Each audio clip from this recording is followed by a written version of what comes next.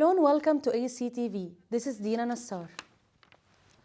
Pope Francis asked the world government to put an end to climate change and the rising world hunger that force many people to leave their countries looking for a proper life. Francis gave an example of Paris Climate Accord that is focusing on heat-trapping emissions and assured that this is a good step to fix the global warming issue. En cuanto a los cambios climáticos, vemos sus consecuencias todos los días. Gracias a los conocimientos científicos, sabemos cómo se han de afrontar los problemas y la comunidad internacional ha ido elaborando también los instrumentos jurídicos necesarios, como por ejemplo el Acuerdo de París, del que, por desgracia, algunos se están alejando. Sin embargo, reaparece la negligencia hacia los delicados equilibrios de los ecosistemas, la presunción de manipular y controlar los recursos limitados del planeta, la avidez del beneficio. Por tanto, es necesario esforzarse en favor de un consenso concreto y práctico si se quieren evitar los efectos más trágicos que continuarán recayendo sobre las personas más pobres e indefensas. Food and Agriculture Organization is going to co-direct a world group on immigration with the International Organization for Migration in order to adopt a global agreement on immigration that will guarantee a safe and organized migration. En 2018, próximo año, la FAO va a copresidir el Grupo Mundial sobre Migración junto con la Organización Internacional para las Migraciones, OIM. Esse grupo vai liderar as consultas para adotar pacto global para a migração, documento que servirá de base para a promoção de uma migração segura, regular e ordenada. Pope Francis asked the governments to mark the UN's World Food Day in their strategy to solve the problems of hunger, global warming, and migration. On Wednesday, around 7,000 state workers protested in the Romanian capital Bucharest, calling against the government's plan to shift social security taxes to employees. The protesters gathered in the central square of Bucharest, where they blow whistles and carrying banners saying, "We pay you to serve, not mock us." The government plans to cut social security payments from January 1st to 35% from 39.35%. In addition, the government also aims to reduce the income tax to 10% from 16%. According to the Cartel Alpha Union, the government's proposal transfers social security contributions to work in experiment whose negative consequences will again be carried exclusively by employees. However, in Central Europe, Slovenians are voting in a presidential election with polls predicting an easy re-election for President Pahor, a veteran politician and former model known for his use of social media. 1.7 million voters on Sunday were choosing among 9 candidates, including 5 women. Pre-election surveys say Pahor could possibly win a majority of votes and avoid a runoff.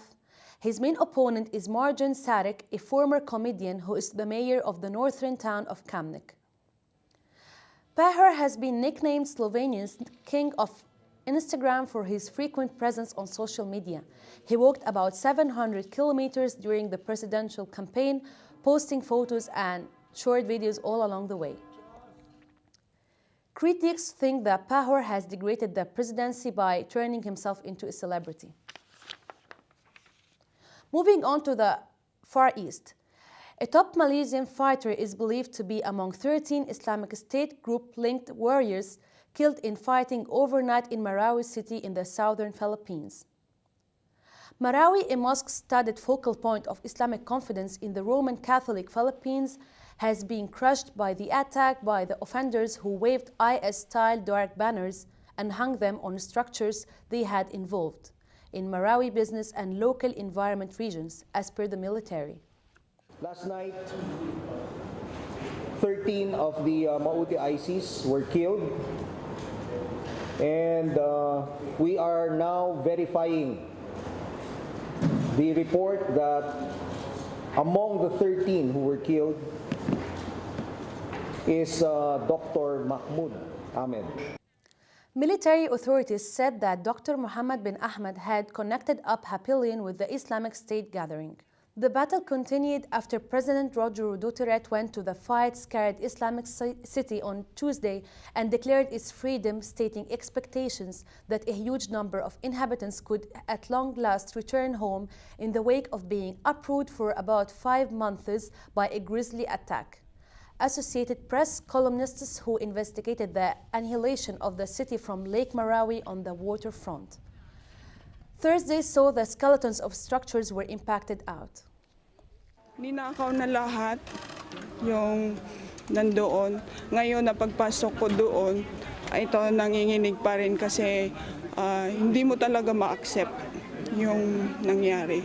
The whole life mo, you pinag-ipunan mo. Also in Asia, an explosion at an unlicensed firecracker factory killed 8 workers and injured 20 others people in eastern India as Hindus celebrated the Diwali festival. The explosion triggered a blaze that engulfed the factory before firefighters put it out. Authorities said that rescuers cleared debris of the collapsed building Thursday morning. 7 injured people have been hospitalized while the others were treated and sent home. Balasore District Administrator Paramod Kumar Das said a huge explosion took place on Wednesday as firecrackers were being made in a house used as a factory without a legal license. The cause of the blast is still under investigation, and authorities and the accidental explosions are common at Indian fireworkers' factories, as owners often ignore safety standards. Sources said that darkness also caused problems in identification of the bodies. The death toll is likely to increase as some of the injured have suffered 90% burns.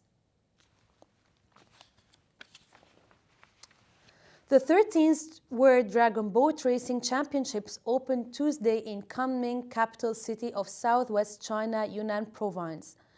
More than 2,500 athletes from 24 countries and regions are competing for titles in the 5-day event.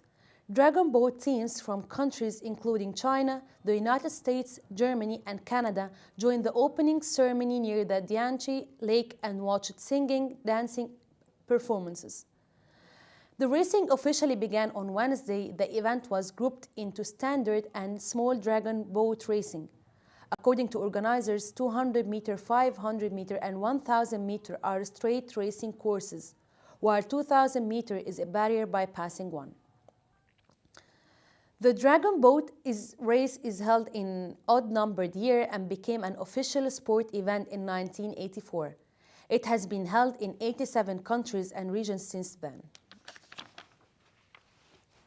Back to Europe, Brigitte Macron, France's First Lady, has spoken out to women around the world in support of sexual harassment experiences, encouraging them to speak out. She made the statement after she and other government members attend a play by actress Andrea Bascond about a girl trying to stand up again after being assaulted by a family friend. Exiting the theater in Paris late on Monday, Macron said that women who had publicly spoken out about their experience were very brave to do it. Tens of thousands of women later through the week recognized themselves as victims following a call to action driven by U.S. actress Alyssa Milano in the wake of Hollywood mogul Harvey Weinstein's downfall over the allegations of sexual misbehavior. The Me Too campaign quickly trended on social media with notable names like Lady Gaga, Monica Lewinsky, and Rosario Dawson identifying themselves as victims. On Monday, Macron's government proposed a notice focusing on sexual harassment and sexual violence against minors, aiming to eventually make a harassment against women in French streets an offense that will be punished with fines. C'est une chose qui doit être travaillée. Il y a deux questions juridiques qui se posent. C'est d'une part l'exigence de preuves, comme dans tout procès, et donc on peut se demander si, avec un temps très long, les preuves ne se diluent pas, et c'est d'autre part une question de constitutionnalité qu'il nous faut vérifier. This was the AUC newscast. I'm Dina Nassar. Thank you for watching.